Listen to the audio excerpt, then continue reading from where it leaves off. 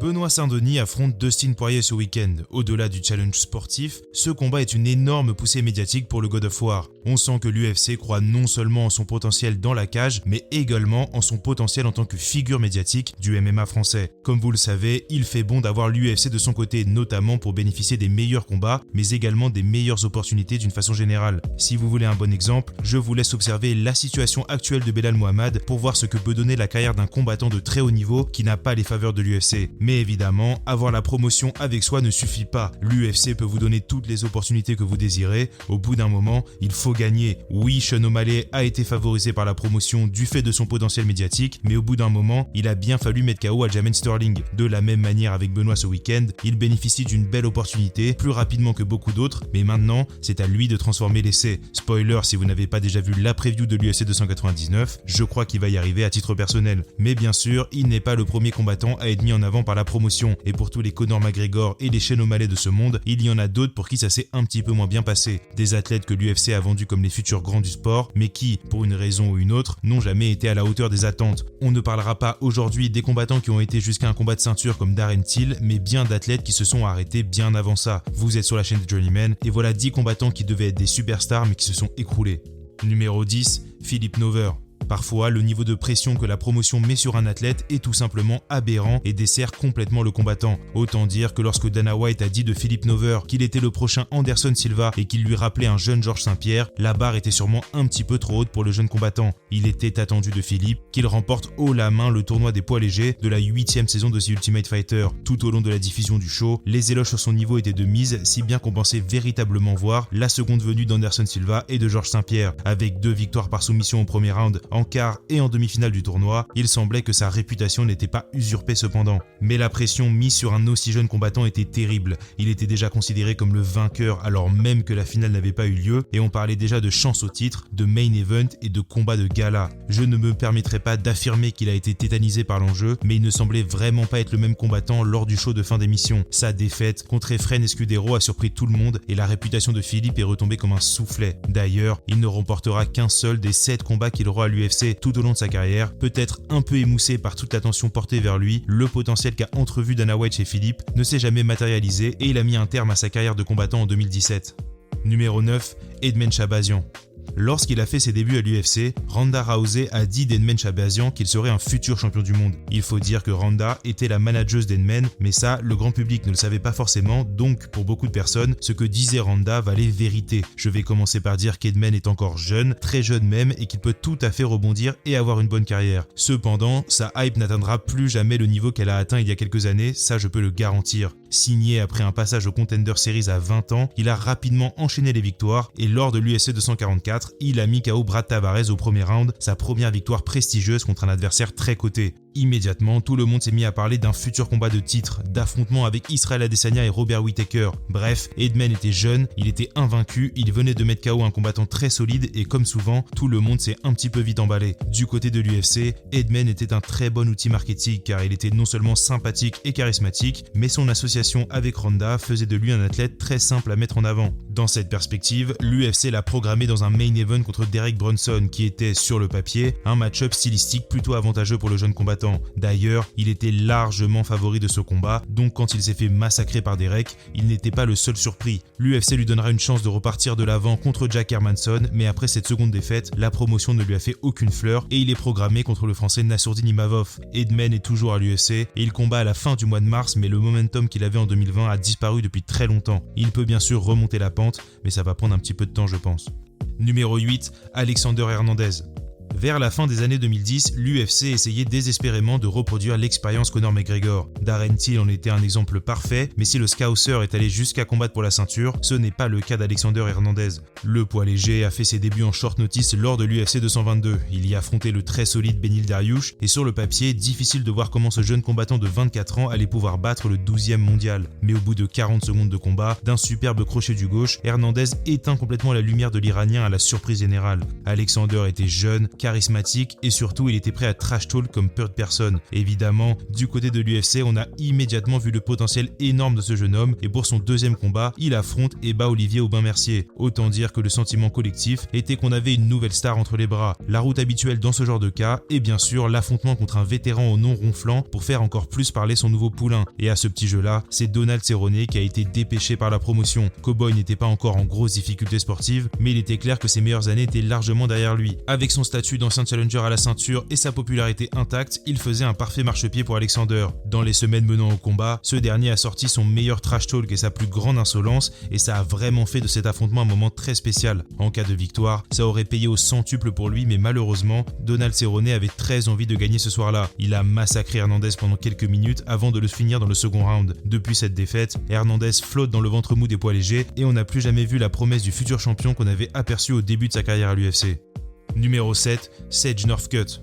Sage Northcutt n'avait que 18 ans lorsqu'il a signé à l'UFC. Si je puis dire, il a un peu bénéficié du traitement Raúl Rosas Jr. à une différence près, qui est que l'argument marketing premier lorsqu'il s'agissait de Sage n'était même pas son âge mais bien son esthétique physique. La hype autour de ce dernier était très étrange, surtout qu'elle a commencé bien avant qu'il songe à faire du MMA. Prodige du karaté dès son plus jeune âge, il a fait la couverture de Sport Karaté Magazine à 9 ans et a bénéficié d'un suivi médiatique constant à partir de ce moment-là. Plus que beaucoup d'autres combattants, il semblait que Sage était déjà un produit marketing à l'instant même où il a signé à l'UFC, et même s'il était effectivement un excellent karatéka, en MMA c'était un petit peu plus compliqué pour lui. Il n'était pas mauvais, loin de là d'ailleurs, mais les attentes posées sur lui étaient énormes, surtout pour un combattant d'un si jeune âge. Il a toujours été présenté comme un futur champion du monde, donc lorsqu'il a perdu son troisième combat dans la promotion, ça a déjà un petit peu coincé. L'UFC le protégeait constamment dans le matchmaking, et il était évident pour qui voulait bien le voir que malgré les victoires, son niveau d'opposition n'augmentait pas vraiment. Finalement, en 2018, la promotion a décidé de ne pas renouveler son contrat pour le laisser prendre de l'expérience ailleurs. Il a d'ailleurs fait son retour au One Championship en 2003 après 4 ans d'absence et il dit avoir profité d'un peu de calme pour progresser. Il n'a que 28 ans après tout et qui sait, peut-être qu'un retour à l'UFC est envisageable dans le futur.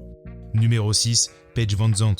Puisqu'on a parlé de Sage Northcutt, on doit parler de Paige VanZant. Les deux combattants étaient un peu présentés comme les Barbie et Ken de l'UFC. Comme Sage, Paige a été signé très jeune et a bien plus été présenté sous le spectre de son esthétique physique que de ses prouesses dans la cage. Ce qu'il faut dire sur elle en revanche, c'est qu'elle a tout de même été un petit peu plus haut dans la hiérarchie de sa catégorie que ne l'a été Sage. Ce qui est certes dû au fait que la division des poids pailles féminines n'est pas très fournie, mais il faut tout de même le signaler. Elle était 6ème de sa division le jour où elle a affronté Rose Namajunas. Mais comme pour Sage, il y a des limites à ce que le matchmaking est capable de faire et Rose a décimé Paige avant de la soumettre dans le 5e round. Cette dernière ne s'est pas immédiatement détournée de l'UFC en revanche. Elle est restée dans la promotion jusqu'en 2020 et a ensuite combattu 2 fois en bare knuckle. Si ça n'a pas vraiment fonctionné sportivement pour elle, c'est en dehors du ring et de l'octogone qu'elle a trouvé le plus de succès. Elle a participé à plusieurs émissions qui ont bien fonctionné, elle a été mannequin pour Nike et globalement, la carrière de combattante n'a plus été sa priorité assez rapidement.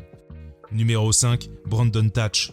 Je vais vous donner un assez bon indicateur pour repérer un combattant que l'UFC veut absolument mettre en avant. Si c'est son 3e combat dans la promotion et qu'il se retrouve dans le main event de la soirée contre un ancien champion du monde, vous pouvez partir du principe qu'on l'aime bien du côté de l'UFC. Telle est l'histoire de Brandon Thatch. Après 2 victoires rapides par KO, les fans se sont rapidement pris d'amour pour Brandon. Après tout, il était jeune, son style de combat était plaisant et la division des poids légers du début des années 2010 n'était pas exactement la plus fournie de toutes. Un peu désespéré de renouveler les moins de 70 kg, l'UFC s'est peut-être un peu précipité pour le coup. Benson Anderson n'était pas seulement un ancien champion du monde, il était toujours 5ème de la division et représentait une montée en niveau de compétition un peu folle pour Brandon. Et si on est honnête, il n'a pas eu l'air ridicule du tout, le combat était plaisant et malgré la défaite par soumission au 4e round, il y avait toujours la promesse d'un futur très bon combattant chez Brandon. Surtout, sa popularité n'en a pas trop pâti et l'UFC était toujours fermement derrière lui. C'est d'ailleurs la raison pour laquelle il a ensuite été programmé sur les soirées de Conor McGregor, donc devant une grosse audience. Malheureusement, sa défaite contre Benson semble avoir définitivement heurté sa confiance en lui et il se fera soumettre 4 fois de suite avant que l'UFC ne se sépare de lui. Il n'a pas souhaité continuer le MMA après son départ de la promotion et rarement une hype montée aussi vite et descendue à la même vitesse. Numéro 4, Brandon Vera.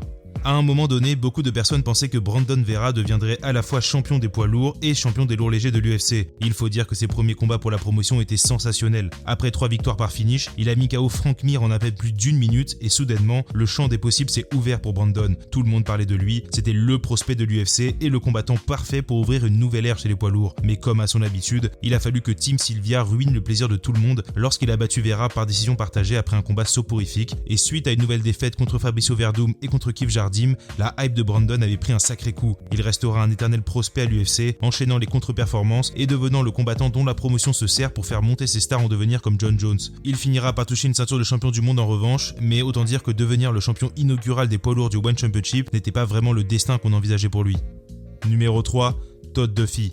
Il semblait que Todd Duffy était bâti spécialement pour devenir une star de l'UFC. Du haut de son 1m91 et arborant un physique assez exceptionnel, le poids lourd avait l'air d'un futur champion du monde et lorsqu'il a mis Team A KO en seulement 7 secondes, le monde du MMA est devenu complètement fou. Todd était partout après ça. La vidéo de son KO faisait le tour de la planète. Avec son esthétique physique, sa bonne gueule et son attitude, il ne restait qu'à transformer l'essai pour que cette fusée parte dans la stratosphère. Et pour le coup, l'UFC a mis les bouchées doubles. Pour son deuxième combat dans la promotion, Todd est placé sur la carte principale de l'UFC 114. Son adversaire, Mike Russo, n'était pas exactement considéré comme un futur gros poids lourd. Bref, tout a été mis en place pour que Todd fasse de l'UFC 114 un moment glorieux. Et puis, tout s'est soudainement écroulé. Après avoir remporté assez tranquillement les 2 premiers rounds, Todd se fait surprendre par une droite venue de l'espace et mange un KO dévastateur. C'était l'un des exploits de l'année et Todd ne s'en est jamais vraiment remis. Surtout, il est licencié de l'UFC juste après cette première défaite. Une décision que Dana White a justifiée par l'attitude que Duffy aurait eue en coulisses, mais qui avait sûrement plus à voir avec le fait qu'il s'était publiquement exprimé sur la paye des combattants. Quoi qu'il en soit, il s'en est allé du côté du Japon, a même de nouveau combattu pour l'UFC quelques années plus tard, mais des résultats inconsistants et pas mal de pépins physiques l'ont empêché d'accomplir le destin qui semblait tout tracé pour lui au moment de ses débuts. Numéro 2, Uriah Hall. Il y a un grand mythe qui entoure la carrière d'Uriah Hall. Ce dernier aurait été effrayé de sa propre puissance après avoir mis l'un des meilleurs KO de l'histoire du MMA lors de la 17e saison de TUF et il aurait été un peu timide dans l'octogone à partir de là. Même si cette rumeur a la peau dure, il suffit de regarder les combats d'Uriah avant l'UFC pour savoir qu'il a toujours été comme ça. D'ailleurs, il a la réputation d'être très dur en sparring et les rumeurs sur sa prétendue peur de blesser ses adversaires sont un petit peu stupides. Cependant, à l'époque où il a eu lieu, ce KO a créé une aura mystique autour d'Uriah. Il semblait invincible et ses évidentes qualités physique donnait l'impression qu'il était sur le point de rouler sur le MMA mondial. On parlait de lui comme d'un futur contender. Dana White était particulièrement dithyrambique à son sujet, et puis il a perdu la finale contre Kevin Gastelum. Il a tout de même été signé avec l'UFC malgré cette défaite, mais il a également perdu ses débuts. Il a alterné victoire et défaite pendant longtemps, avec quelques succès probants mais aussi des revers très importants. Les défaites par KO contre Derek Brunson ou Gegard Mousasi ont vraiment humanisé Uriah, et cet ancien gros prospect du MMA s'est transformé en pensionnaire du ventre mou des poids moyens. Il n'a jamais eu l'air dépassé ou complètement hors du coup, mais les promesses initiales n'ont jamais ressurgi par la suite. Il a été présenté de cette façon-là, car il venait de mettre KO d'une façon spectaculaire un combattant d'un niveau très moyen, mais ça s'est vite compliqué lorsque le niveau d'opposition s'est élevé. Les rumeurs de la peur de faire mal sont nées parce que parfois, les fans du MMA ont besoin d'une explication romancée à tout ce qui leur échappe, mais souvent, la vérité est un petit peu plus simple que ça. Numéro 1, Roger Huerta. Avec le succès de la première saison de The Ultimate Fighter, l'UFC et le MMA d'une façon générale s'est trouvé un nouvel élan au milieu des années 2000. Beaucoup de nouvelles personnes se sont intéressées au combat libre et évidemment cela s'accompagne souvent d'hyperbole et parfois même d'une mauvaise évaluation du rapport de force entre les combattants. Ce n'est pas une critique, mais souvent les nouveaux fans de MMA sont attirés par les athlètes qui ont un style qui s'approche du kickboxing. On ne va pas se mentir, un striker dynamique c'est toujours sympa à voir et je pense que c'est ce qui se rapproche le plus de l'idée que se fait le grand public d'un combat libre. Pourquoi est-ce que je vous parle de ça? Eh bien parce que dans cette perspective-là, Roger Huerta était le combattant parfait pour bénéficier de ce nouvel engouement pour le MMA. Jeune, avec un style très plaisant et surtout un rythme de combat énorme. En 2007, Roger a combattu 5 fois pour 5 victoires et il a complètement crevé l'écran. Pour vous dire, au milieu de l'année 2007, il est devenu le premier combattant à être en couverture du magazine sportif Sport Illustrated, ce qui a peut-être l'air un peu anecdotique, mais pour l'époque et aux États-Unis, c'était titanesque. Après sa victoire contre Clay Guida, qui est d'ailleurs un combat d'exception, il est projeté sur la carte principale de l'UFC 87 dans un combat contre Kenny Florian. Que vous compreniez bien, il y avait 3 combats mis en avant sur ce poster, Georges Saint-Pierre contre John Fitch en main event, la deuxième sortie à l'UFC de Brock Lesnar et le combat de Roger Huerta. Autant dire que c'était un événement très important, mais Kenny Florian n'avait pas grand chose à faire de la belle histoire qu'était en train d'écrire Roger et il l'a tout simplement surclassé pendant 3 rounds. C'est à ce moment-là que celui qui était déjà décrit comme le futur visage du MMA a pris une route un petit peu différente. Voulant profiter de sa nouvelle notoriété, il a voulu se lancer en tant qu'acteur, mais une fois que ça n'a pas fonctionné, il a voulu se remettre au combat, mais que ce soit à l'UFC, puis au Bellator, puis au One, il n'a jamais réussi à remettre la machine en marche. Une chute vertigineuse pour un combattant qui a un petit peu usurpé son niveau de popularité si on me demande mon avis. Voilà la liste, n'hésitez pas à me dire ce que vous avez pensé de la vidéo en commentaire, à vous abonner et à liker comme d'habitude. J'aurais aussi pu évoquer plusieurs autres combattants, c'est les prospects qui n'y sont jamais parvenus, il y en a plein, il y en a une foule. Je pense qu'on a un certain Paddy Pimblett qui devrait rejoindre cette liste dans les années à venir, à n'en pas douter. En tout cas les amis, on se reparle bientôt, n'hésitez pas à vous abonner une nouvelle fois et prenez soin de vous, salut les gars.